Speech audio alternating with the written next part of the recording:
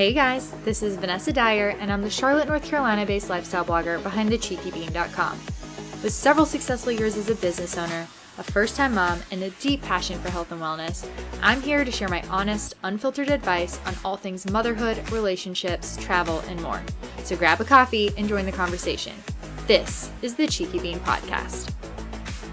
Welcome back to the Cheeky Bean Podcast. Today, we have the honor of sitting down with a remarkable entrepreneur, Nguyen, whose journey from humble beginnings to becoming a top small business owner in Charlotte, North Carolina is nothing short of awe-inspiring. Julie's passion, determination, and commitment to her craft have catapulted her from starting with nothing to now running a thriving nail salon that's well on its way to doing $1 million in business in the first 3 years of being open. Julie's underdog story captures the essence of resilience and the power of hard work. She's not only a successful business owner, but also an empowering figure in the small business community, particularly as a mentor to aspiring entrepreneurs. But her story doesn't end there. Julie's achievements have opened doors to connect with influential figures across various industries, from the mayor of Charlotte to the president of Bank of America. Throughout this episode, we'll dive deep into Julie's journey, exploring her challenges and how she overcame them, her experience with pregnancy thus far, and how she plans to balance motherhood with running a thriving business. From her experiences as a graphic designer to building a strong brand for her salon to her invaluable involvement in the entrepreneur organization, Julie's story offers powerful insights and tangible takeaways for anyone looking to embark on their own entrepreneurial path. So without further ado, let's dive into this engaging and candid conversation with Nguyen as she shares her remarkable journey, inspiring wisdom, and the secrets to her incredible success. Welcome back to the Cheeky Bean Podcast. I'm your host, Vanessa Dyer, and today we have the pleasure of speaking with the extraordinary Nguyen. Julie, thank you for joining us. That was a really good introduction. Thank you for having me. I appreciate it. The best for the best. Oh, well, thank you. Julie, your journey from starting with nothing to becoming a successful salon owner is truly inspiring. I know we've talked about that a lot. Mm-hmm. And I would love for you to kind of take us back to the beginning and share with us the moment that you decided to pursue your dream of owning a nail salon. Yeah, so my parents immigrated over here from Vietnam, and they picked up the art of becoming a manicurist. And that helped them kind of create a really good living for them with little to no education. And they, at the time, they didn't speak a lot of English. So we were actually, myself and my 5 siblings, we were actually raised in a salon. So I spent the majority of my life trying to get away from being in the salon. Yeah. So when I went to college, I got my degree in the Bachelor's of Arts with a concentration in graphic design so that I can get out of the industry. But the last 2 years of college, I was becoming like more self-aware of like who I was and what I wanted to be. And I decided that I didn't really want to work for anyone. And that's how I got the epiphany of like, wow, I need to create something for myself versus like the traditional route of going to college, getting an internship, and then getting like a corporate job. Right. So I had a realization that I had to do what was like right in front of me, if that made sense. And that was doing nails. And when I realized that, I'm like, how hard could it be? Like, I already know the industry. I grew up in the industry. This is going to help me get to where I want to be and be able to create what I really want to become. So why not take this leap of faith in myself? And that's pretty much how I started my entrepreneurship, just being curious of who I wanted to be and who I wanted to become. Mm-hmm. And so, that's kind of like the generic story of how I kind of got started in that mindset of like becoming an entrepreneur. So you graduated, where'd you go to college? UNC Charlotte. Okay, so you graduated from UNC Charlotte, mm-hmm. and then how did you kind of make your mark in the nail industry? I actually was still doing nails while I was in college. Wow. To kind of just like... That's awesome. Yeah, it was tough. I paid my way through college. So I was working full-time as a nail artist and then also as an artist. And when you're being an artist in both worlds, I really didn't have like an actual life. Because I was constantly like designing things and creating things. But since I was studying art already, and then the nail industry was kind of starting with nail art, and it was becoming more popular on social media. So I kind of used that as an advantage to like, okay, if I bring art into, the craft of becoming a manicurist, like how does that live cohesively together? Right. And at the time, like when I opened up my studio, it was a really good opportunity for me to like test that out. And so I started just doing a bunch of nail art, and that's what really helped create my business, because people were like, oh wow, you can draw a tiny little flower on my nail, you can draw a tiny little star. And I'm like, yeah, I mean, let's try it and see what it looks like. And that really caught on really fast, because in Charlotte there wasn't a lot of people doing that. And still isn't. So I'm using that as kind of like a leverage to help scale my business, is bringing that like artistry into the industry. Yeah, I think you've done a really good job with that too. Like I actually don't remember how I found you. I think I was walking down Camden and I was like, oh, a new nail studio. And then I looked you guys up on social media, which I know social media has been a really big part and driver in building your business. Yeah. But I saw the nail art and I was like, wow, I don't really see a lot of people in the industry who are really artistic like that. And I think you really stand out amongst, all of the nail salons in Charlotte for the attention to detail and like the offerings are very different. It's a very elevated, luxurious experience. I mean, hands down the best nail artist in Charlotte, in my opinion. But so I know you were at Sola salons as an individual contributor, correct?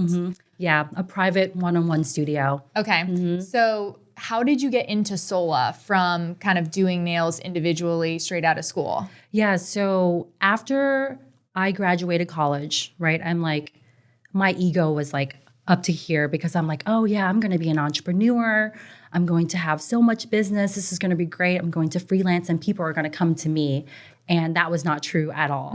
I had to really, really put myself out there. It was super hard, because when you start a business from scratch, like the way that I did, like the resources aren't there, the opportunities are not there, and people don't know who you are. And so they don't value who you are as a business owner. So you have to really earn that in the beginning. So what I did in the beginning was I just really just worked. I worked 7 days a week to save up money to open up my private one-on-one studio.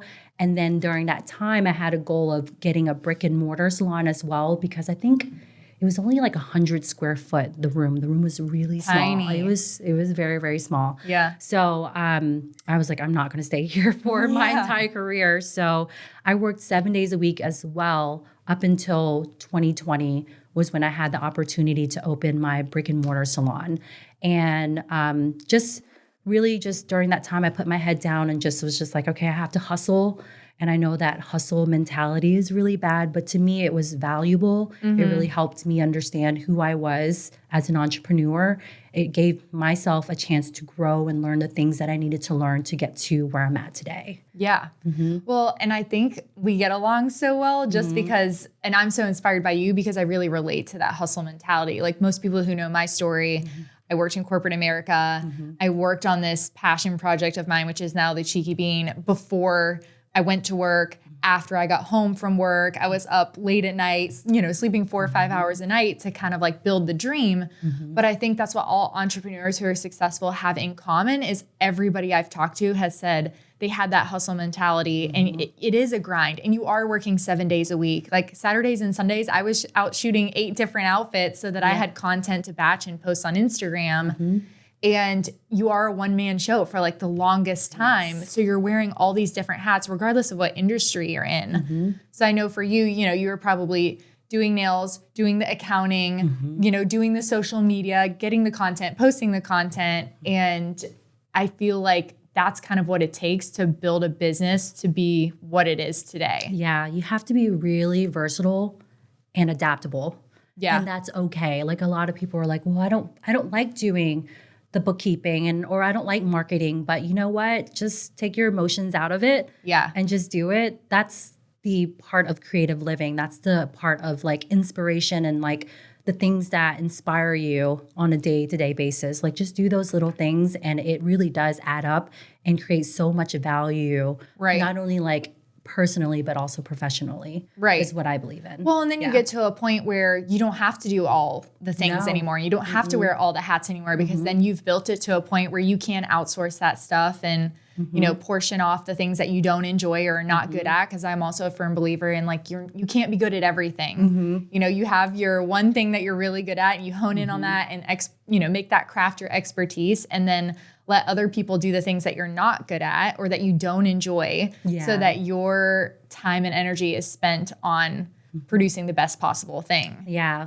Like, you know, people say like work smarter, not harder. Yes. For me, like that didn't really work in the beginning. Like you have to really work harder and then later you can work smarter. Yes. So knowing that too, that like you'll eventually get there, it's like something to look forward to. It's like you have to remember that you'll get there one day. Yeah. Yeah. Yeah, I think that really differentiates people too. Like the people who really want something really badly are okay with spending every waking minute of time trying to figure out how they can get to where they want to be. And if that means sacrificing going out with your friends or sacrificing spending money on, you know, a weekend trip with, you know, who knows where you want to go with who, but it's a lot of sacrifice in the beginning, which in turn later on turns into, you know, this flourishing thing. And then you can go do all the fun things that you didn't get to do earlier on. Yeah. And I think too, like you can probably attest the time that it takes to sacrifice is much shorter than the reward later on. Yes, for sure. I mean, it's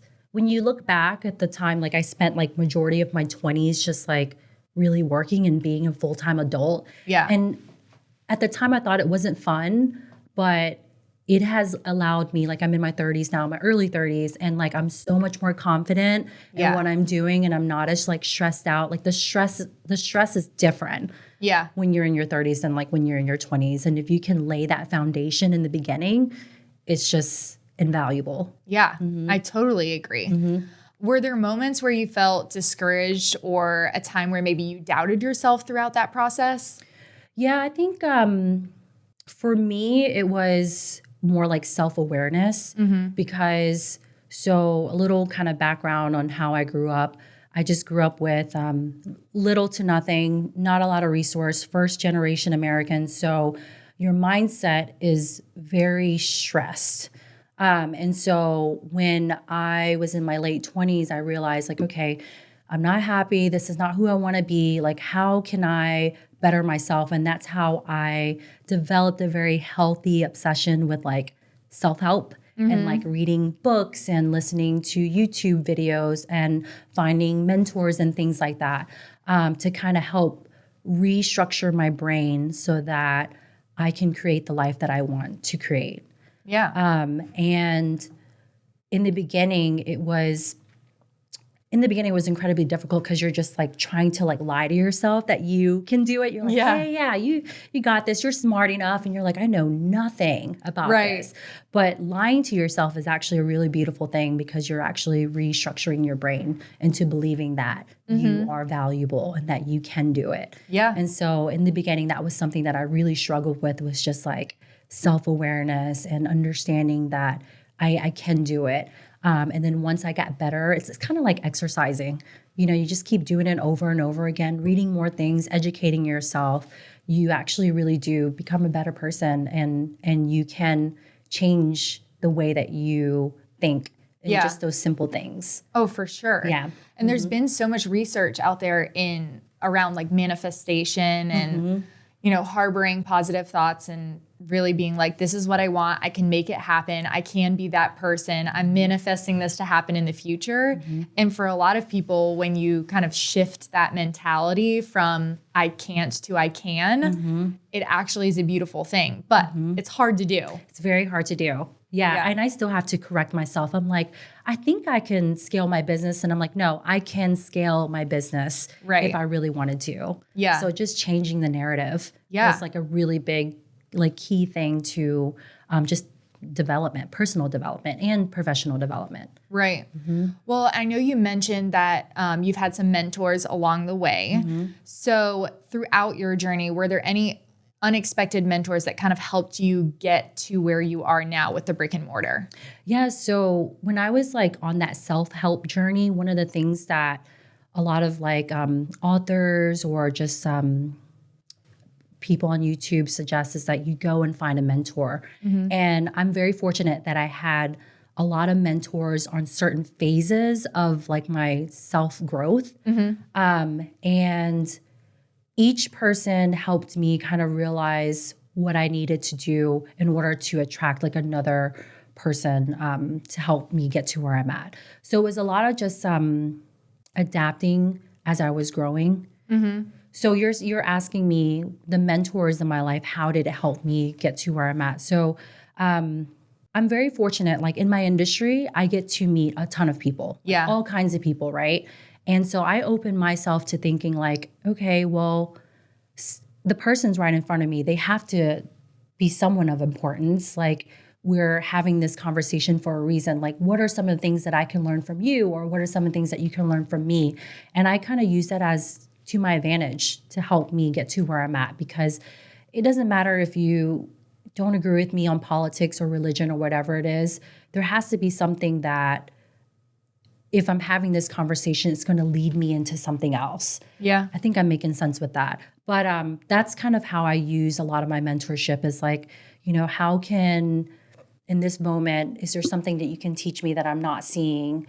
And I think it's been super beneficial to my business in that way of like just being able to adapt to the different ideas and things that people are projecting onto me, because, you know, it's all energy. And that energy can lead to something bigger. Right. And so I'm just really open and to just hearing what other people have to say. And that's helped me grow as an entrepreneur. Yeah. Yeah. Well, and I think something worth noting too that I, again, was like very inspired by was you received the scholarship for the entrepreneur organization, correct? Yeah. And so you're in this, you received that scholarship as a leading small business in the Charlotte community. Am I right? So talk about like what that has done for your business. What is the entrepreneur organization? What, you know, how is one eligible to get into that? And then kind of, I know it's a year-long project, right? Yeah. So what has that done for Cosmic Nails? You know, do you recommend it for other people? Talk about that a little bit. Yeah. So going back to what you said about like how my mentorships like led me up to different opportunities, a mentor of mine helped me get into this organization. So the entrepreneur organization, also known as the EO, is a nationwide organization. And of course, they have chapters in like different states and different cities. And so the one in Charlotte specifically had a scholarship program for like minority female-owned businesses where you can win, you know, up to a certain amount of money to help pay for the fees for to be in the chapter. And the program that I was in was called the EOA, which is Entrepreneurs Organization Accelerator Program. And that's where you're under a member of the EO, and they mentor you for a year in your business to help scale your business to hit the $1 million mark of your business so that you can continue to grow.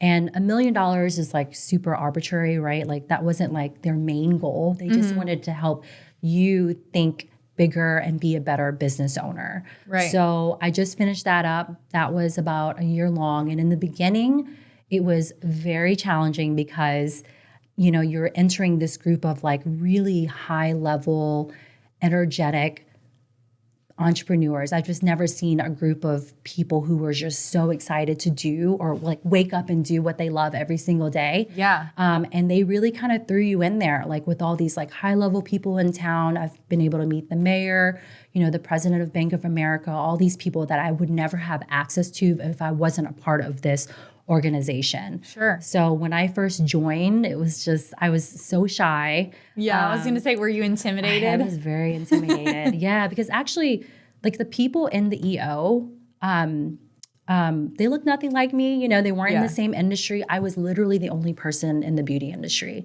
Oh, wow. So I was just very reserved because I felt like maybe my business wasn't valuable enough, but they were very like, come on, Julie, seriously, like you're in this program. Obviously, you're very valuable. Your business qualified to be in this program.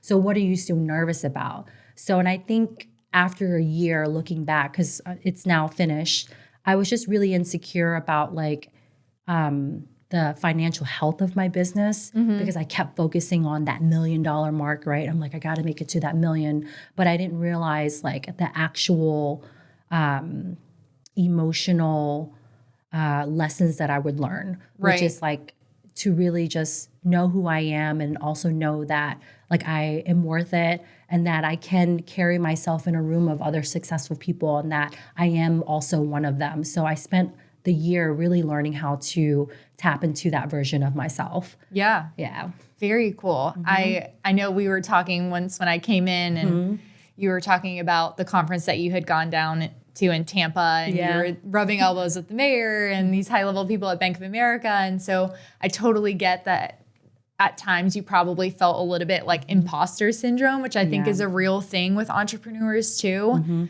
But I think it's a testament to your business. Like you are, you know, to your point, you were the only person in the beauty industry in the room, but you're there for a reason. And that EOA portion of the program, from a financial standpoint, you have to do $250,000 a year to be eligible, correct? For sure, yeah. Just as long as, and if you make that $1 million, then you're actually in the EO program, I think for life. Okay. Yeah. So you move up from the accelerator program up to the EO chapter. Yeah. So cool. And you guys are on track to do $1 million. Yes, I'm hoping maybe in the next year or two. Okay. I'm thinking this year. Yeah, we're doing like, I'm more focused on like the slow growth. Yeah. I enjoy that more than like trying to push myself off the ledge, because I think when you do that, you kind of lose like the joy of actually being a business owner. Sure. And for me, that's like creating relationships, not only with like my team, but also with the customers, right? So I'm just trying to just enjoy the process while we reach that goal, because once I reach that goal, I feel like I've like kind of made it, but I know you've definitely made it. Yeah, I know I already did. So I have to, have to stop, putting pressure on myself with that. But it is pretty exciting. We are on the way of making $1 million.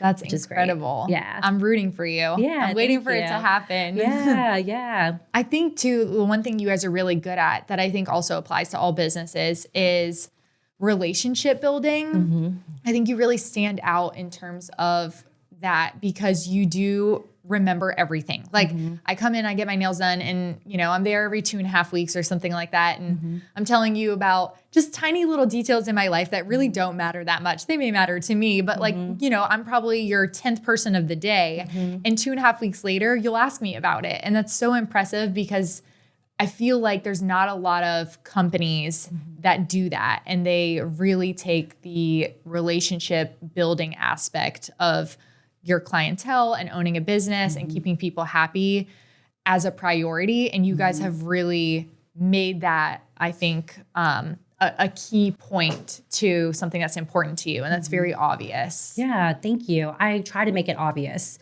I mean, I'm in the industry of like people, right? Like people is the business. So, and I think that the beauty industry, sometimes they tend to forget that, especially in the nail industry. It kind of really doesn't exist. Yeah. There's a lot of like cultural things and things in the past that kind of ties into why it's like that. But for me, one of my core values and what I teach my team is that like, we're doing this every day, right? We're sitting in front of this person. It's someone of importance. Treat them with value, respect them. And then that respect that you give to them, they'll give it back to you. And knowing just the tiny little details of their lives is really important because they're coming in every couple of weeks. And so why not learn about their lives?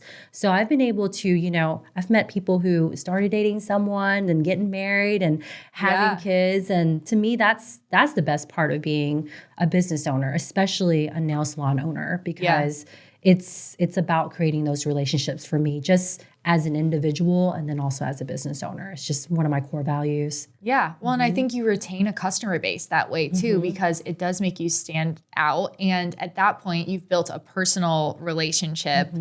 And I would never go get my nails done somewhere else because I'm like, no, I love Julie. I would never do that to Julie, but it's because prior to coming to you, I really never, I'm on my phone. No one, they're speaking in a different language in the nail salon. They're not really interested in what you have going on. And so it's definitely different. And when you build that personal relationship, people are indebted and they feel loyal in terms of, you know, where they're going to go get services done like that and continue to pay for them. So, yeah, I mean, it does add value like to just the service that we provide too, right? Because if you have this relationship with someone and you have like a certain rapport, you know, if we make a mistake, it's not as bad. Right. And they're not like, oh my God, my nails are chipping, but it's fine. Julie will fix it anyways. Right. So it definitely has its benefits, but I think I do it with such good intentions that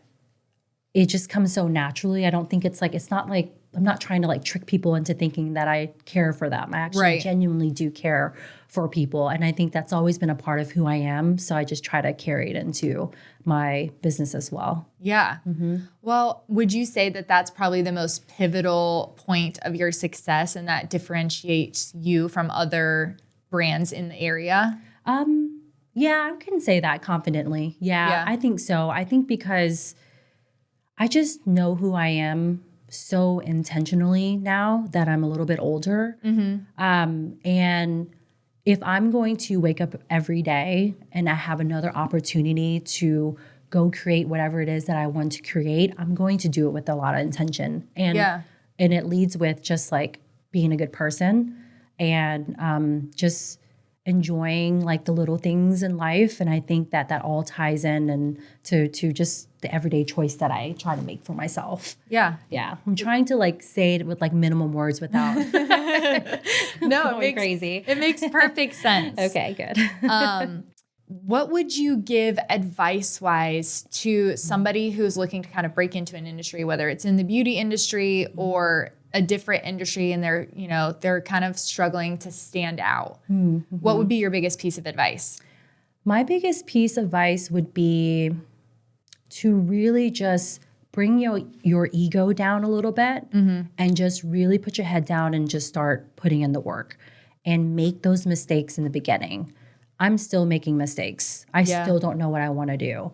I have a goal in mind, and goals are very good to have, but in order to get to those goals, you got to figure out how you're going to get there. And that's by failing and then also obviously succeeding as well. So there's a lot of that balance in the beginning that you have to find and then trying to enjoy it. And then once you get there and you get the habit of like how it feels, that's when like the real magic starts to happen. Right. So just put your head down in the beginning, work really hard and share your dreams with other people. I know I talk a lot.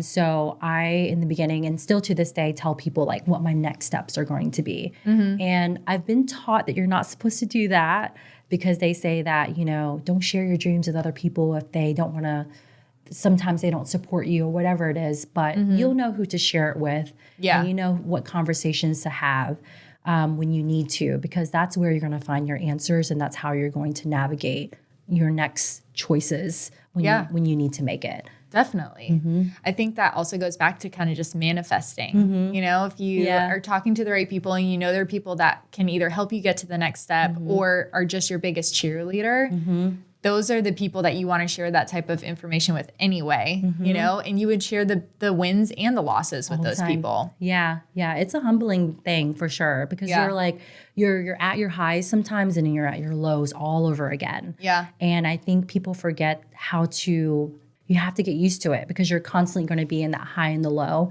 And as long as you can get to a headspace where you like understand the value of those experiences, then you're going to, it all like falls into place. You're going to have a better understanding of like everything. And that part is what I'm after, which is like what's the word? Not complacency, but maybe complacency of like understanding what it feels like to go through those emotions because you got to get used to it. Yeah. It's just a continuous experience that you're like, I'm going to get better the next time when I do feel low or celebrate better when I do feel high, if that makes sense. Yeah. It's a constant roller coaster. It is. For sure. Yeah.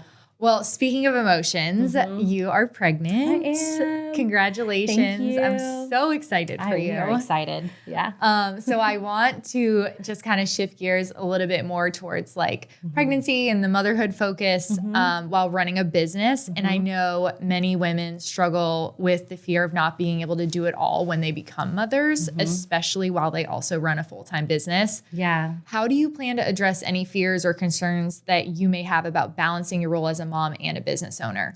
I don't know if it's like pregnancy bliss or whatever it is. I'm 18 weeks along right now, having my first child, and I'm having a boy. And I just have this like deep understanding and knowing that it's going to be okay. Yeah. So I have not created any fears for myself yet. The only thing is I'm just like, how am I going to keep this kid alive? But we do have some pretty cool projects, and I can't share with you now because I don't want to jinx it. That's coming along in hopes to like scale Cosmic Nails. And I haven't thought about how I'm going to do it with raising a newborn and being a first-time mom. I just don't want to waste my time thinking about the negative.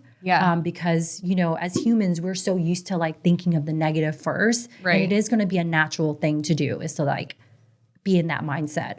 But I know it's there. I know it exists, but I'm not acknowledging it. I'm turning it into more positive thoughts of like, I know I can do this. I know I can balance it all. And I also have a really great husband who we really do have like a 50-50 partnership. And he's a lot more grounded than I am. And he's always like, don't worry, you know, if you can't do it, I will be there. And so that has been really reassuring for me. And so that's what I'm kind of just like holding on to, that like I can do it. Yeah. Just that's trying incredible. not to waste my time. Yeah. I think too, that support system and having a partner who not only understands your business, but also understands your needs outside of your business is so key in being able to essentially do it all, as they say, you know, because raising a child is a full-time job in itself. And then owning a business is always more than 40 hours a week. And so I think a lot of people struggle with like, what's a healthy balance? And when they kind of get into it, sometimes I think people feel guilty for, you know, spending more time at work than they do with their children, or not being present in the moment when they are home with their children. I know is a really big thing. And so it's interesting just to like hear. the mom guilt. Yeah. It's a big thing. You know, my mom, she worked her entire life. She had 6 kids. She wasn't able to really like raise us. She wasn't a bad mom. She's a fantastic mom. She just had to work all the time. Yeah. And, you know, not once did I ever question, or like was resentment towards her. I think it's easy to put a blame on someone else. And so I just had this really understanding at a really young age that she did what was right for us. And I'm hoping my kid would feel the same way. Yeah. If, you know, we keep him alive. You will.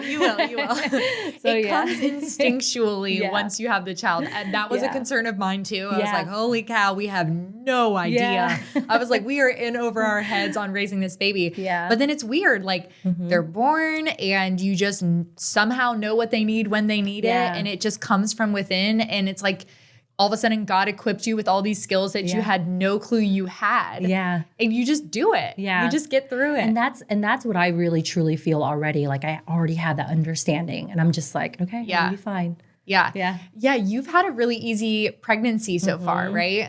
Super easy. I have like no symptoms. I don't even feel pregnant. Oh my gosh. And I have no like weird cravings. Like my husband's like, did you eat today? And I'm like, I swore I ate, but I guess I'm eating the same amount, but I can't eat anymore. Like my stomach is so tight. I don't know what all these like cravings and overeating that people are doing. I just physically can't do it. But yeah, it's been a great pregnancy so far, which is probably why I feel a little delusional, like I can do it all. But I'm going to hold on to that until he comes and see what happens. Yeah, that's incredible. I'm very jealous of the easy pregnancy. Teach me your ways, because I did not have that. I'm always like, man, everyone says, you know, each pregnancy is different. And I feel in my gut that if we ever have another child, it will be exactly identical to my first pregnancy, which is a scary thought. But, my doctor keeps telling me, she's like, stop telling people you're having good pregnancies. They're going to hate you. Yeah. Hey, I'm here for it. I wish it was like that for everybody. Yeah. How do you envision maintaining the momentum that you've had in business while also enjoying quality time with your new baby? My team, like my current team, they are incredible. And they really balance me out because I'm a very serious person. Yeah. And I'm an emotional leader. And so I'm constantly in my thoughts. I'm constantly thinking of like other people before myself. It's just something that I naturally do. But my team, they are totally opposites of me. They want to have fun. They laugh every single day. Yes. And I think because of them, they help me really try to enjoy the daily things that I do. And like, I'm actually having a good time. Yeah. And because of them, it's the reason why I'm able to continue scaling the business, because they just make it so much more fun when when you're doing it with other people. Because in the beginning, when I was private, like one-on-one studio, I was by myself. It was so boring. Yeah, it's isolating. All I had, were my clients, and you're really just talking about them. Like, this is probably the most I've ever talked about myself. Yeah. But you're talking about them, and like you're just trying to create their service like an enjoyable experience. So with my team, they've been able to help me relax and like actually see it in a different light. And so I'm hoping as I scale, I remember that they are the reason why the business is doing so good. And I'm hoping that I can take them along with me and also celebrate the wins with them as, we grow Cosmic Nails. Yeah. That's awesome. Yeah. Well, your skin also looks incredible. And we do like to talk about beauty tips and tricks here. So what are some of your like favorite skincare products? Do you have any skincare routine or beauty routine that is like a secret or something maybe people don't know? I am the laziest female in the entire world. My husband has to beg me to shave my legs. It's really embarrassing, but I have no routine. No? I honestly sleep with my makeup on, which is really bad. Oh my gosh, you are so blessed. I don't know what I'm doing, but I honestly think it's the Asian gene. Yeah. Yeah, but if I do have to use something, I will use like a caffeinated eye cream. Okay. Vaseline is always good. Yep. And a really good sunscreen. Yeah. And I just kind of use whatever I can find, honestly. And I think right now, because I'm pregnant, I can't use a lot of different brands. Right. So I'm using CeraVe sunscreen, and that's all I'm really doing. Oh my gosh. I'm trying to drink water. You're blessed. But, yeah. You definitely have the pregnancy glow. Yes. Okay, thank you. I think it's the makeup, but. I love that. Yeah. With the Vaseline, have you ever tried slugging? I have. My mom does that. Okay, so does it work? Yes, because she looks incredible. No way. She looks fantastic. And she always has like a giant like jug in the bathroom every time I go home, and I always see it, and it's always like halfway used because she does it probably a few times a week. But she loves it. So I've seen it all over TikTok, and I've never tried it because I'm terrified it will clog my pores because it's so thick. You know? I'm like, I feel like but everybody says it works wonders for your skin. Yeah, there's some scientific reason why it doesn't clog up your pores. Yeah. But I think if you apply it and leave it on for a certain amount of time and you remove it properly and then like don't sleep on your face, I think you should be fine. I might try it. We might have to do an experiment on should. Instagram stories. See how it goes. I know. Any health and wellness tips? I know that that's something that you focus on and is important to you. And just a funny story, I was really sick. I don't know, how long was that ago? Maybe 6 months ago or something. And I had to cancel my appointment with Julie, which by the way, I never do. And I think I ended up canceling twice. Yeah. And I was like, I cannot get over this. I don't know what's going on, but I don't want to pass it to anybody. And Julie was like, have you tried lemongrass? And I was like, lemongrass? No, I haven't tried that. So your sweet husband dropped lemongrass off at my front door. And I'm not kidding you guys. So whatever I was having was like a GI situation. You told me to put it in hot water, boil it down, and then drink the like juice or what the fluids that come from the lemongrass. Within 2 hours of drinking that cup of lemongrass, I was like a new human being, and I could not believe it. So I would love if you have any other tips that are similar to that, kind of like in the health and wellness realm. I'm not like against medication. I'm totally not against it. I believe in it. But if I don't have to take it, I won't. Yeah. So I think in my culture, we do a lot of holistic things in general. So lemongrass is one of the main things that we use. Ginger, turmeric, all those things that help like whatever ailment it is that you have. Right. So for me, I just kind of focus more on the holistic part of it. So like you mentioned that you were having like pregnancy headaches. Yeah. So I started getting pregnancy headaches like 2 weeks ago. And doctors tell you to take Tylenol or whatever it is. And I just did like pink Himalayan salt, try to get my electrolytes in, try to just rest a little bit more. And it truly went away for me. And I just got really lucky with that. And then currently now I'm just getting over a cold, and I just did a lot more pink Himalayan salt. I did do the lemongrass as well again, just to try to avoid taking any type of medication, because you just don't know what it really does to your body. But that's kind of my approach to just anything health-wise, is to just try to go the holistic route. But I'm not opposed to medication if I really have to. Yeah, I love the pink Himalayan sea salt. I actually have been doing this hydrating elixir, which is really interesting because you think as salt as something that dehydrates the body, but you actually need so much more salt than you think you need. And so I've been doing lemon, pink Himalayan sea salt in my water, and then I also add coconut water into it. Yeah, that's really good. And a few fresh squeezed oranges. Yeah. So for a little bit of vitamin C. And it is seriously the best little hydration elixir. Sounds like it tastes really good. It tastes great. And I'm not kidding you. It will literally hydrate you better than like if you were to drink a Gatorade or an LMNT or, one of those little hydration packets. Yeah. So I actually got it from a book that I was reading, and I was like, I'm going to try this. And I can't believe how good it is for your body. But even just the sea salt after you work out, it's great for your muscles and just like fueling more water into your muscles and whatnot, which is crazy because I feel like no one talks about it. No. Well, purified water is really bad for you. I have heard that. Yeah. We actually, I saw an article recently, Shane sent it to me, of all people, who's not into health and wellness at all. But Charlotte has some of the worst city water in the country. Ooh. Which, oh my gosh, if you drink out of a tap, if you drink tap water, it's like you're getting all the metals, all the like sulfur, the toxins.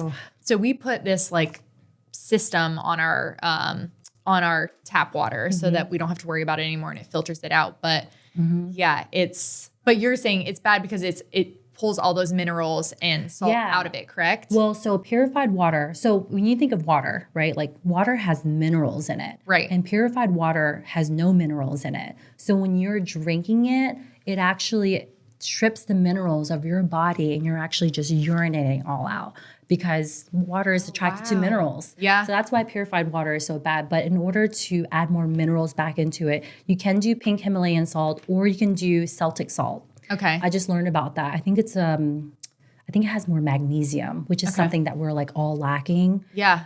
So if you put Celtic salt or pink Himalayan salt, it will remineralize the water so that when you consume it, you're actually staying hydrated, and it stays in your body longer than just like flushing it out and going to the restroom every 5 seconds. Right. Oh, good to know. I normally don't drink bottled water, but I was in a hurry. I was lazy. Honestly, I have a whole case at home. You just, like I said, just a little sprinkle. That's and such a good tip. Remineralize your water that way. Perfect. Yeah.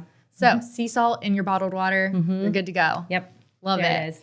A book, a podcast, a resource that you recommend for the audience? Yeah. So what really helped me get like my financial wheelhouse get in order was that I came across this book by David Bach called Smart Women Finish Rich. And if you're married like I am, you can get Smart Couples Finish Rich. And it's a really easy read, but it's a blueprint of what you need in order to create your financial nest egg. It's super easy to read.